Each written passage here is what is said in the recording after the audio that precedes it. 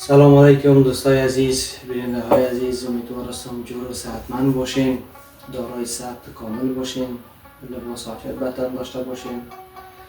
شما را خوش آمدید میگم به صفحه شب شیر و داستان های کوتاه.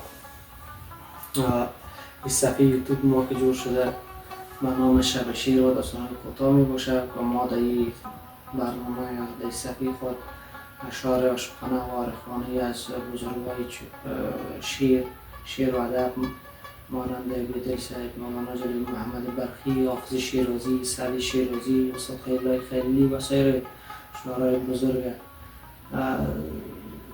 بر شما بعد کلمه میگیریم. اشعارشان در ضمن داستانهای کوتاهی داریم، داستانهای کوتاه مرموز که متنوع هستند و داستانهای کوچه‌ای یا بازاری نیستند یا داستانهای عاشقانه نیستند. اونا همگی از داستانها برای یک مقطع زمانی خاص گفته شده، برش تحریر در آمده و در ضمن دلالت یک موقعیت خاص را داره. دیگه ما این سفر را اندازی کردیم تا باشه که برای شما دوستان خدمت را کرده باشه. ما در قسمت داستانهای خود داستانهایی که گفتیم داستانهای مرموز است، در خود یک رمز نقطه داره و ما بر شنونده و بر بیننده خود یک حالت را قرار دادیم که یک آپشن دارن در حقیقت که 3 سوال داره داستان ما و بیننده و شنونده زمانی که داستان میشنون و میبینن 3 سوال جواب میدن در کامنت و ما جوابا را دقیق بررسی میکنیم. از طرف بورد ما بررسی میشه و برای کسی که دقیق ترین جواب ارائه کرده باشه برای او جایزه در نظر گرفته میشه و باشون ارسال میشه. 3 سوالی هست که هدف داستان چی است و دلالت به کدام مقطع زمانی داره و سومی که برداشت شما از داستان چی است.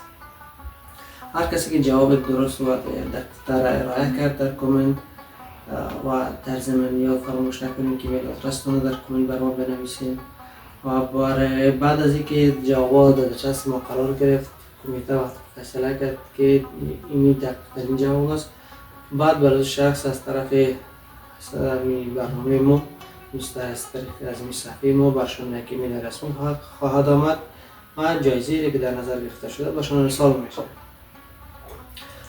در ضمن از این شما میتونین که خودتون این برنامه اشتراک بکنین، میتونین اشعارتان که میسرائین بر ما ارسال بکنین، برای ما شریک بسازین و در پهلوی از این میتونین که داستانتان بر ما را ارسال بکنین. داستانهای خوب را اگر میتونین بنویسین برش تحریر در بیارین، در صورتی که اشعارتان یا داستانتان مورد انتخاب قرار بگیره. اگر تصویرتان هم باشه بهتر، ما میداریم از طریق صفحه خود داستانتان یا اشعارتان و دست نشر بسپاریم و اسمتان بیاریم و تصویرتان را بگنجانیم و بدون شک که صفحه از شما است، برای شما است، در خدمت شما است و ما خواستیم یک خدمت کوچک برای کسایی که طرفدار قلم است، طرفدار ادبیات است باشد کرده باشیم و باشه که جوانان تشویق شوند برای مطالعه، برای داستان نویسی، برای اشعار و برای مسائل ادبی و هنری. از این بیشتر وقت را نمیگیریم، خواستم یک روشنایی کوتاه را بر شما بدم که این صفحه به همین خاطر ایجاد شده و مقصدش همین یک چیز است. امیدوارم شما را خوشتان بیاید، امیدوارم شما ما را حمایت بکنین، ما را دنبال بکنین صفحه ما را و ما منتظر نظریات که شما هستیم، منتظر انتقاداتتان هم هستیم. شما میتونید انتقاداتتان رو داشته باشین، به خاطر بهبود برنامه ما پیشنهاد باز انتقاداتتان رو میپذیریم، پیشنهاداتتان برای حتما میگیریم پیشنهاداتتان و شما اصلا صفحه از خود شماست.